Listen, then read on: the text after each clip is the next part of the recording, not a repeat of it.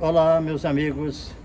Hoje eu quero conversar com vocês a respeito da cruz, o movimento do braço esquerdo para o direito.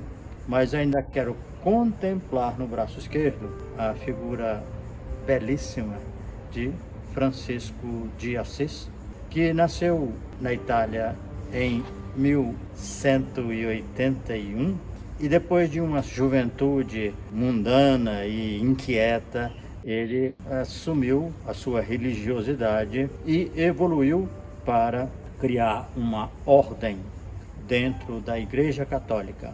E essa ordem valorizou principalmente pobreza, obediência e castidade. O Papa, em princípio, foi resistente e aí a proposta foi reformulada. As passagens com conteúdo evangélico foram substituídas por fórmulas legais. O texto que autorizava a desobediência a superiores indignos foi excluído. A exigência de cuidado com os leprosos também, e, igualmente, a obrigação de pobreza absoluta, entre outras reformulações.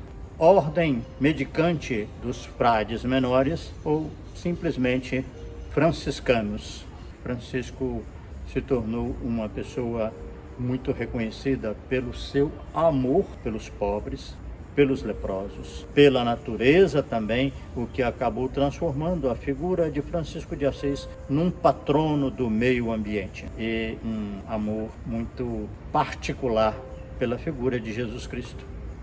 2 anos antes de sua morte, que aconteceria aproximadamente aos 45 anos de idade, ele teve a visão de um serafim crucificado e aquilo o encheu de felicidade e de tristeza. Pouco depois, as suas extremidades apresentavam as marcas da cruz e isso era acompanhado de dor intensa, sangramentos. Além disso, problemas nos olhos se agravaram e dor de cabeça muito intensa.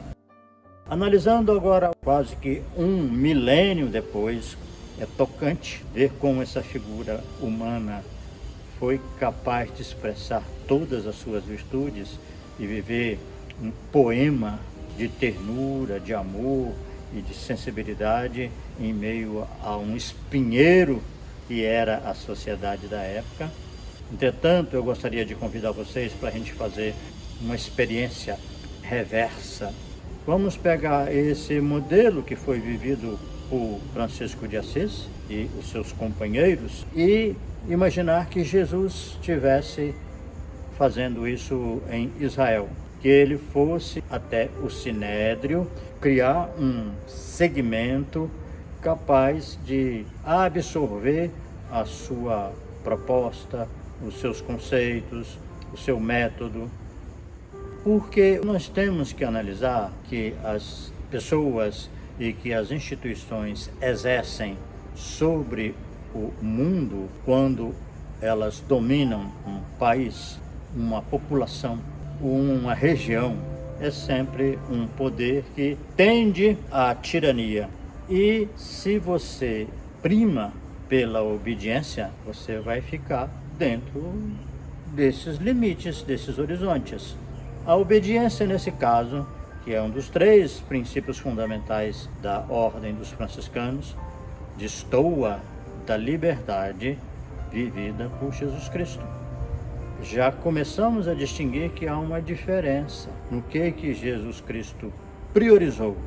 Tudo indica, por exemplo, que ele foi celibatário, que ele foi casto, mas ele não colocou isso como norma, como uma exigência.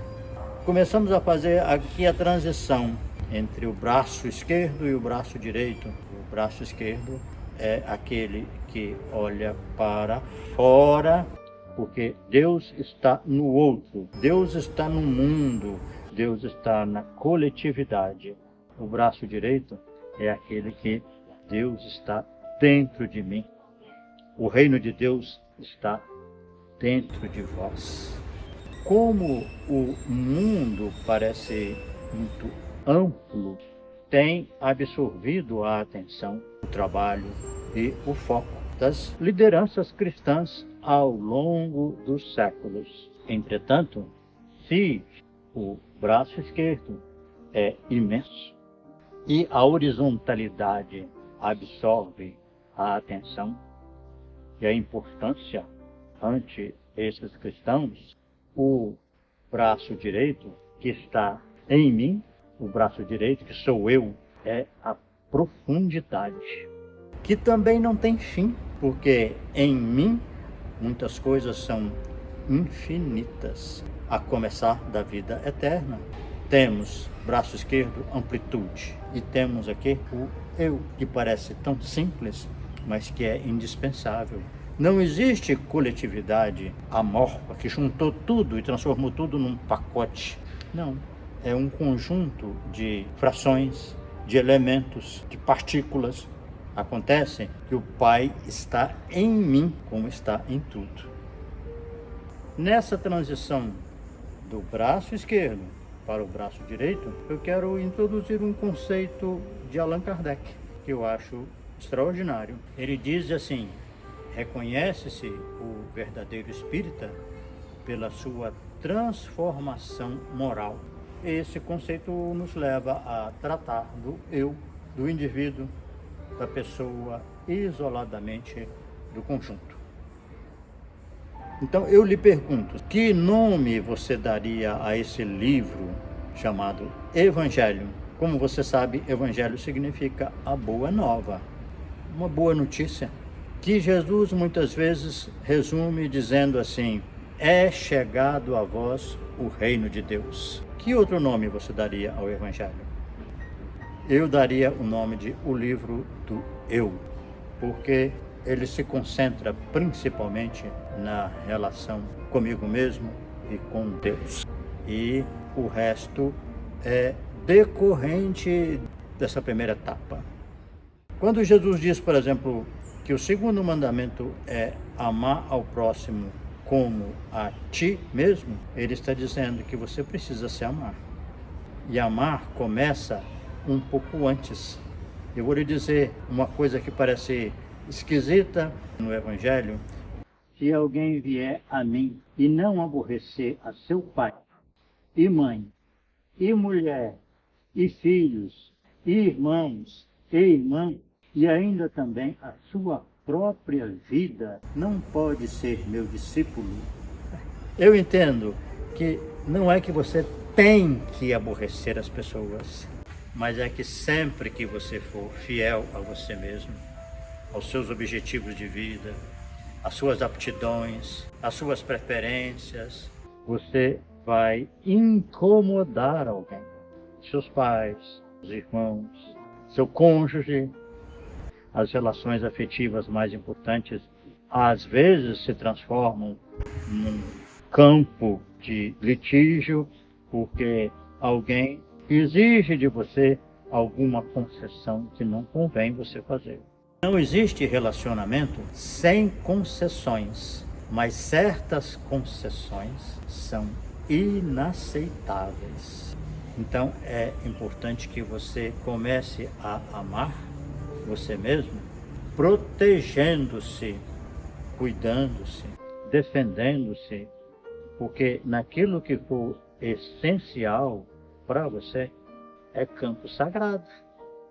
Aborrecer pai, mãe, etc., continua da seguinte forma: e qualquer que não levar a sua cruz e não vier após mim, não pode ser meu discípulo.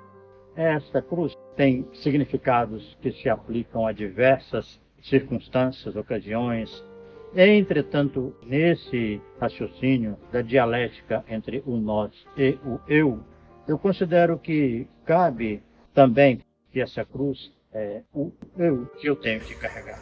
Que não convém eu desfazer, eu ia deixar alguém arrancar pedaços.